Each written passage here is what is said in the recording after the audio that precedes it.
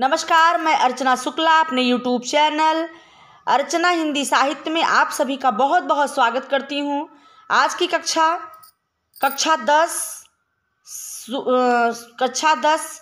रशखान का सवैया है। एक बचा था सवैया, वही पढ़ाएंगे आज की कक्षा में। उसके बाद एक कवित्त है, उस पर भी चर्चा होगी। देखिए, मोर पखा सिर ऊपर राखी हूँ, गुंज की माल गरे पहिरोगी, ओढ़ी पीताम्बर लैल कुटी बन, गोधन ग्वारन संग फिरोंगी। भाव तो वो ही मेरो रस खानी, सो तेरे कहे कब स्वांग करोगी। या मुरली मुरली धर की, अधरा न धरी अधरा न धरोंगी। एक जो है गोपी, जो कृष्ण के प्रेम में इतना पग गई है, इतना पागल हो गई है कि वो कृष्ण का स्वांग बनाना चाहती है, बना रही है। कह रही है कि मोर पखा सिर ऊपर रखियों, मैं मोर का पंख से बना हुआ मुकुट अपने सर पर धारण करूंगी, और गुंज की माल गले पहिरोंगी, और गुंजन की माला गले में पहनूंगी। ओढ़ पीताम्बर लैल कुटी, पीताम्बर को ओढ़ करके और कमर में करधन पहन करके वन में गोधन ग्वारन संग फिरोंगी। वन में गोधन ग्वालों के साथ फिरूंगी, गायों के साथ और ग्वालों के साथ फिरूंगी। भाव तो वो ही मेरो रशखानी, सो तेरे कहे सब स्वांग करेंगी। कह रही कि ऐ रशखान, वो मुझे बहुत ही अच्छे लगते हैं, मेरे मन को बहुत ही भाते हैं, और हम तेरे कहने पर, तुम्हारे कहने पर ये सॉन्ग करूँगी, अर्थात ये नाटक करूँगी। क्या नाटक? कृष्ण के बनने का। या मुरली मुरलीधर की, या ये जो मुरली है, मुरलीधर की जो मुरली है, बंसी वाले की कृष्ण की मुरली है, अधरा न धरी, ना मैं इसे कभी अधरों पर धरी हूँ, और ना मैं इसे कभी पृथ्वी पर रखूँगी, और ना कभी होठों पर लगाऊंगी, अर्थात ये मेरे साथ लगी रहेंगी। मोर पखा सिर ऊपर राखी हूँ, गुंज की माल गरे पहिरोगी। इस प्रकार से जो है गोपी कहती है कि मैं मोर पंखा सर पर धारण करके, गुंज की माल गले पर पहन करके, पीताम्बर ओढ़ करके और कमर में लकुटी मतलब करधन पहन करके वन में गोधन ग्वारों के संग फिरूंगी। भाव तो वो ही मेरो रशखान, मेरे रशखान जी, अगर मेरे कृष्ण मुझे बहुत ही भावित लगते हैं, प्रभावित लगते हैं, तेरे कहे सब सांग करूँगी, तेरे कहने के नाते ये सब मैं नाटक करूँगी। या मुरली मुरलीधर की, यह मुरलीधर की जो मुरली है, इसे अधरान, ना मैं इसे कभी धरती पर मुठों पर धरूँगी, और क्या है, धरी अधरा न धरूंगी, और न किसी कभी पृथ्वी पर। अधरान धरी, अधरान धरूंगी, यहाँ पर यमक अलंकार है, चूँकि एक अधरान का मतलब होता है पृथ्वी, एक का मतलब होता है होठ। अधरान का मतलब होता है होठ, अधरा का मतलब होता है पृथ्वी। तो आगे आइए देखते हैं। ये भी रशखान के कवित्त हैं। सवैया पूरा हो गया। आपके पाठ्यक्रम में कक्षा 10 में 6 सवैया हैं और एक कवित्त हैं। कवित्त देखते हैं रशखान के।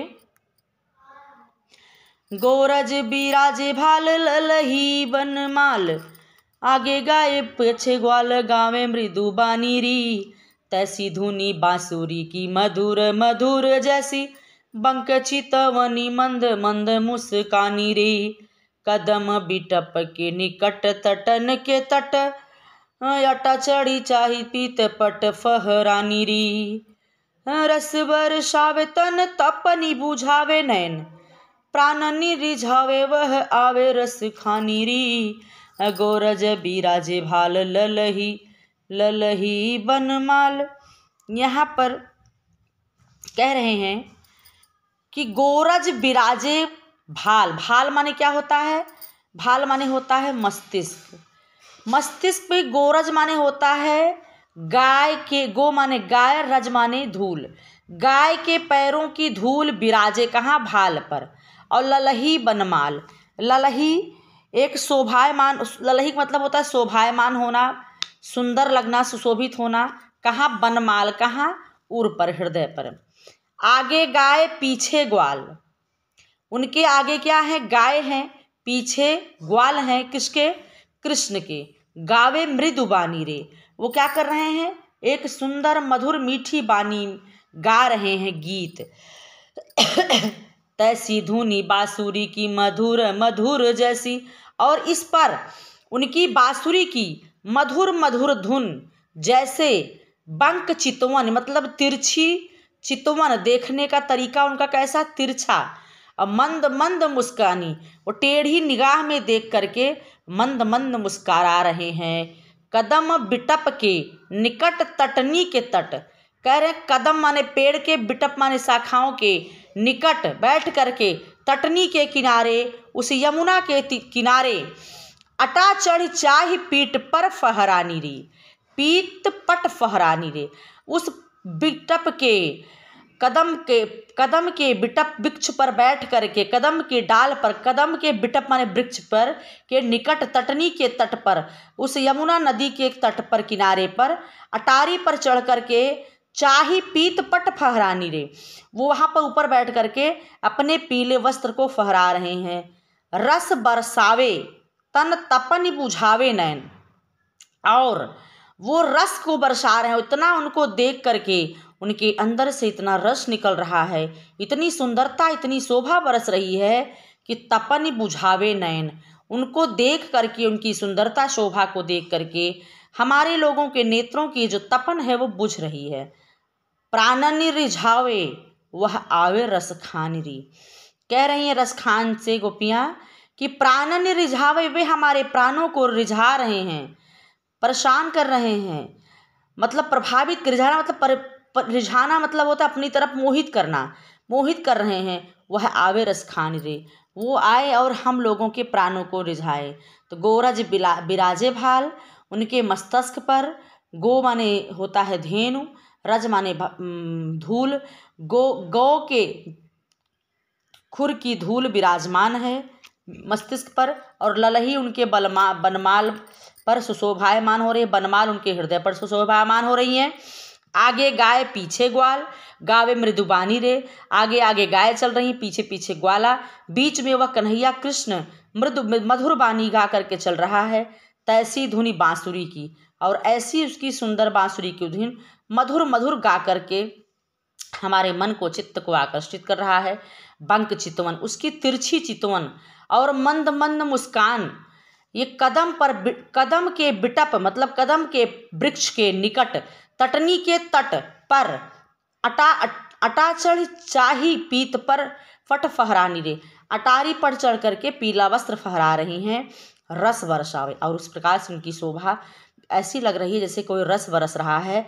और तपन बुझाए नैन, हमारे नयनों के तपन को, प्यास को बुझा रहे हैं। प्राणनि रिझावे, हम लोगों के प्राणों को रिझा रहे हैं। वह आवे रस खान रे, रस खान वह आए और हम लोगों के प्राणों को रिझाए और हम लोगों के अंदर की तपन को बुझाए। कवित गोरज बिराजे भाल, ललही बनमाल, आगे आगे गाय पाछे ग्वाल, गावे मृदुबानी रे, तैसी धुनी बांसुरी की मधुर मधुर जैसी। बंक चितवन मंद मंद मुस्कानी रे, कदम बिटप के निकट, तटनी के तट, आटा चढ़ी चाही पीत पट फहरानी री। रस बरसावे तन तपनि बुझावे नैन, प्राणनि रिझावे वह आवे रस खानी री। तो रस खान के सवैया और कवित आप आज की कक्षा में ख़त्म हो गया ये पाठ्यक्रम।